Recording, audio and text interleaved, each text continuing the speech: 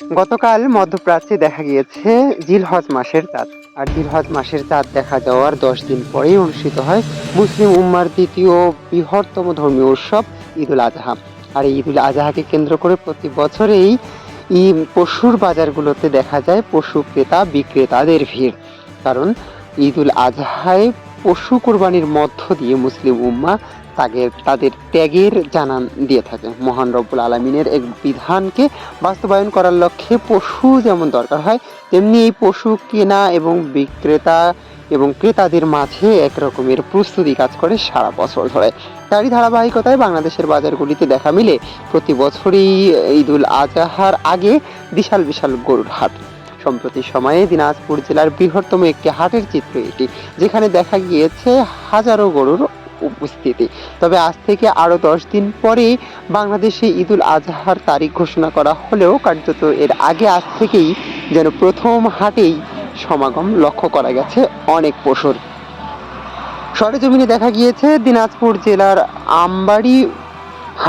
আমবাড়ির হাটের চিত্র এটি, যেখানে দেখা গিয়েছে ছোট বড় মাঝারি বিভিন্ন সাইজের গরু, যেখানে এসব গরু কোরবানির বাজার উপলক্ষে উপস্থিত করা হয়েছে। তবে দুঃখজনক হলেও সত্য, বিক্রেতারা বলছে গরুর উপস্থিতি উল্লেখযোগ্য হলেও কার্যত তেমন ক্রেতার উপস্থিতি লক্ষ্য করা যায়নি।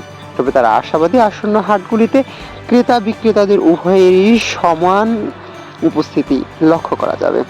এদিকে হাট কর্তৃপক্ষ বলছে প্রতি বছরের ন্যায় এবছরও হাটগুলিতে নিরপেক্ষ এবং নিশ্চিত নিরাপত্তা ব্যবস্থার বজায় করা হচ্ছে। এবার হাটগুলি তদারকি করবে বাংলাদেশের rapid force, battalion force, RAB সহ আইন শৃঙ্খলা বাহিনীর সদস্যরা, এবং জাল টাকা শনাক্তকরণ থেকে শুরু করে বিভিন্ন সুবিধাও থাকছে ক্রেতা বিক্রেতাদের জন্য।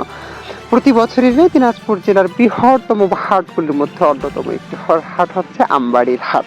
এই হাটটির অবস্থান পার্বতীপুর এবং চিরিরবন্দর উপজেলার একেবারেই সীমান্তবর্তী স্থানে, যার মধ্য দিয়ে বয়ে গেছে বিশাল এক মহাসড়ক। যে সড়কটির কারণে হাটটিতে দূর দূরান্ত থেকে আসতে পারে বিভিন্ন ধরনের ক্রেতা বিক্রেতারা।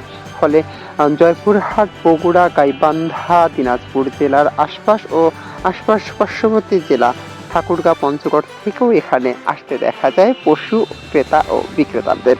সবকিছু মিলিয়ে হাটটি যেন প্রতি বছরই ক্রেতা বিক্রেতাদের এক আগ্রহের অন্যতম কারণ।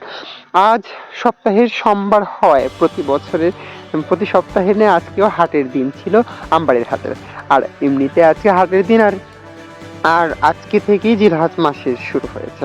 ফলে ক্রেতাদের যেন প্রথম হাটেই চমক দেখালো দিনাজপুর জেলার আমবাড়ির হাট।